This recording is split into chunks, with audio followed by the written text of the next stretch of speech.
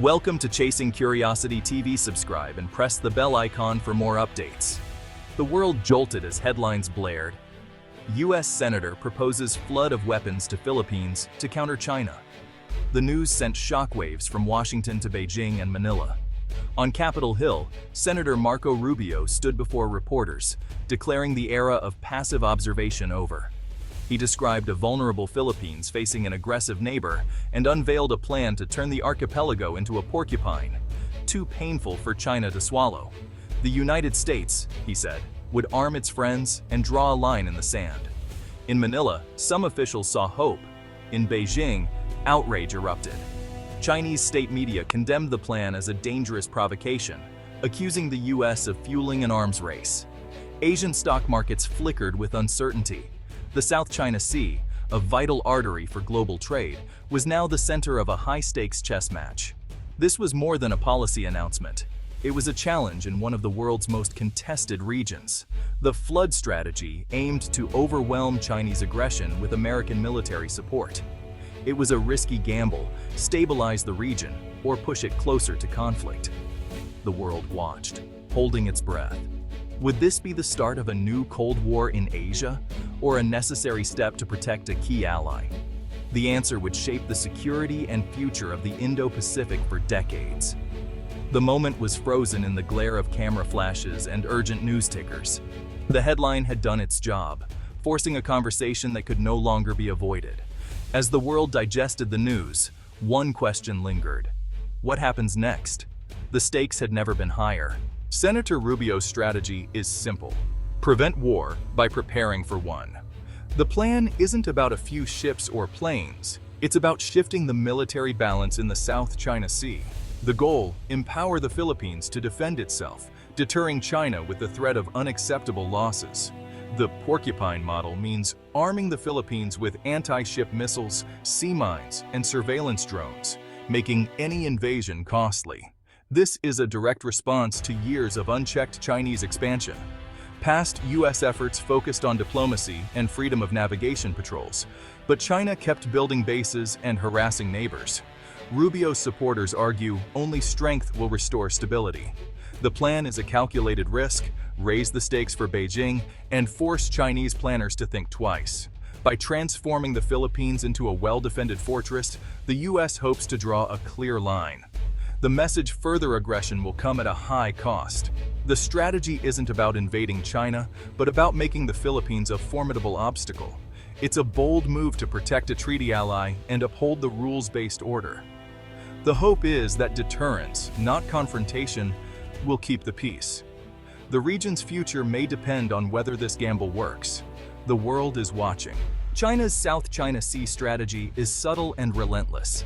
Instead of open conflict, it uses gray zone tactics, aggressive moves that stop short of war. China deploys Coast Guard and maritime militia vessels, civilian-looking boats that swarm, block, and intimidate. These shadow fleets harass neighbors and claim territory, but their civilian status makes military response risky. The Philippines faces constant pressure, unable to fight back without risking escalation. China also builds artificial islands, turning reefs into military outposts, unsinkable aircraft carriers projecting power. These moves change the strategic landscape, giving China dominance without triggering a crisis. The strategy is salami slicing, small steps that add up to big changes. Over time, China normalizes its presence and pushes others out. The U.S. and allies struggle to counter these shadowy tactics. Traditional deterrence tools are less effective against this creeping threat. The rules of the game are being rewritten. The challenge: how to respond without sparking a wider war. At Ayungin Shoal, the Philippines' grounded BRP Sierra Madre stands as a symbol of resistance. Filipino Marines endure isolation, resupplied under constant threat from Chinese Coast Guard and militia blockades. Chinese ships use aggressive maneuvers and powerful water cannons to intimidate and damage Philippine supply boats. Viral videos show the stark power imbalance: small wooden boats blasted by massive Chinese vessels. Each resupply mission is a high-stakes drama, testing Manila's resolve and Beijing's dominance. These standoffs are more than maritime disputes. They're a test of sovereignty, watched closely by Washington. China enforces its claims without crossing the line that would trigger U.S. intervention. Rubio's flood strategy aims to saturate the Philippines with defensive weapons, not just a few jets or ships. They focus large numbers of anti-ship missiles, sea mines, surveillance drones, and coastal radar. These tools turn the archipelago into a deadly trap for hostile navies. Billions in U.S. funding would cover weapons, training, and joint exercises, ensuring Filipino forces can use and maintain new gear.